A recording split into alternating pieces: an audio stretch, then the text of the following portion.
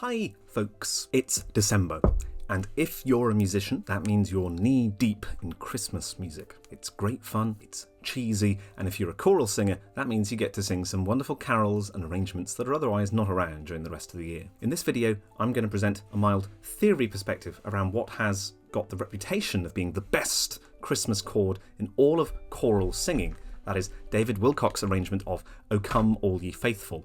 Let's get into it. Look in my eyes, what do you see? A cult of musicology.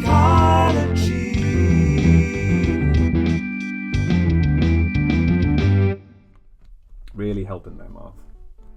David Willcock was something of an unstoppable force in British choral singing, reviving lots of different traditions, publishing lots of new arrangements, lots of new recordings, and leading the kind of broadcast of choral singing.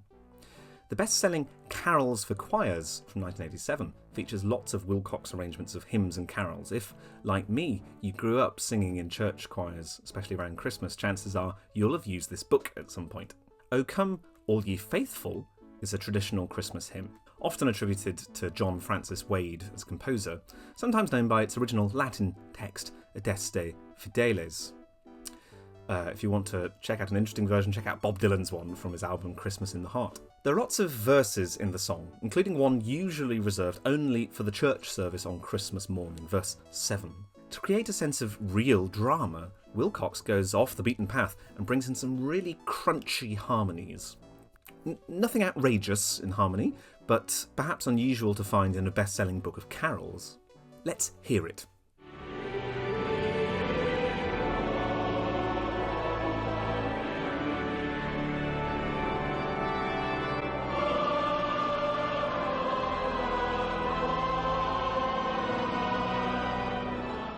It's on that Word of the Father chord. Singers love it. It still gives me shivers thinking about it. People have even made it into a shirt.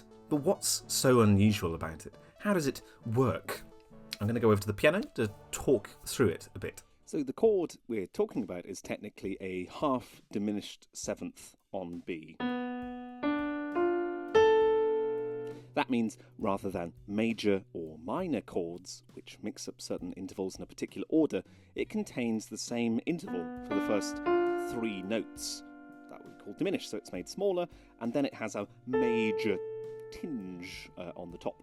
The reason it slaps so hard in the Willcock arrangement is partly because of voice leading and partly because of harmonic expectations around the circle of fifths. So we have a D major 7 chord in 4/2 inversion, which means that the C is in the bass, which sets up a voice leading of parallel tritones. So that's a tritone, a famously dissonant interval that's built into the 7th chord.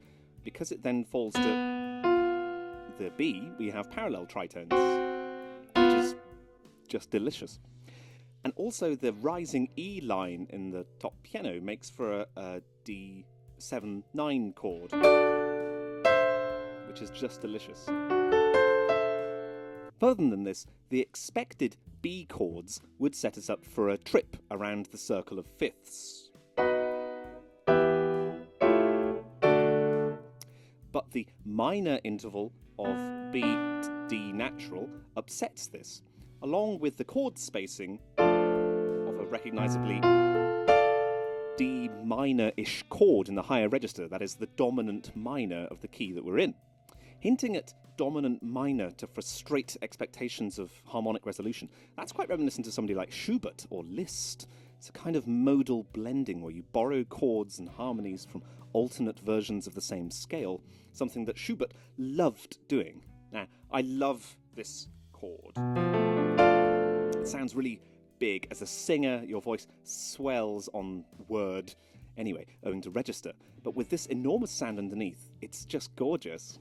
In 2016, Adam Ragusa on Vox tried to claim that there was a secret chord behind all of Christmas music, like Mariah Carey's All I Want for Christmas Is You or White Christmas.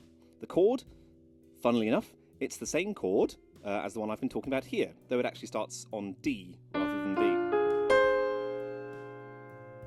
That video was made in a kind of clickbaity way, and it set off all sorts of arguments on music theory, Twitter and Reddit. I don't think there's anything intrinsically Christmassy about this chord, of course. There's nothing intrinsically central about any kind of meaning to musical signs. But I think there is a kind of further musicological step I'd like to gently push us to.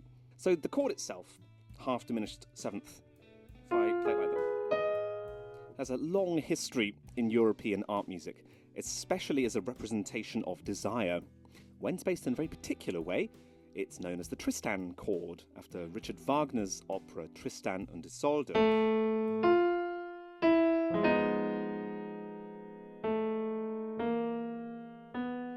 In Tristan, the same chord represents unfulfilled desire, partly because of a very unusual harmonic context. As a technical dissonance, this chord, it isn't resolved until the very end of Wagner's opera, and then it actually resolves to the chord that we wouldn't expect. In O Come All Ye Faithful, Willcock throws it in at the very end as a kind of crunchy, tritone-rich variation that breaks every rule of voice leading and harmony, and yet it sounds right, somehow, because of a long tradition of us hearing these kind of dissonances as okay when understood as representing desire and eventually release. Okay, folks, thanks for watching through several minutes of me talking about a single chord. Close runners-up for Best Chord in Christmas Music include another Willcock's classic, his arrangement of Hark the Herald Angels, and also this classic mistake from performance of Handel's Messiah.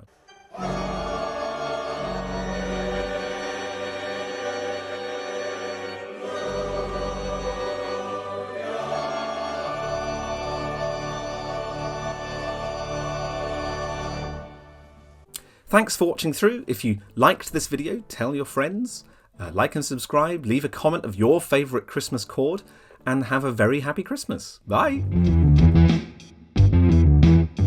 Look in my eyes, what do you see? A cult of music.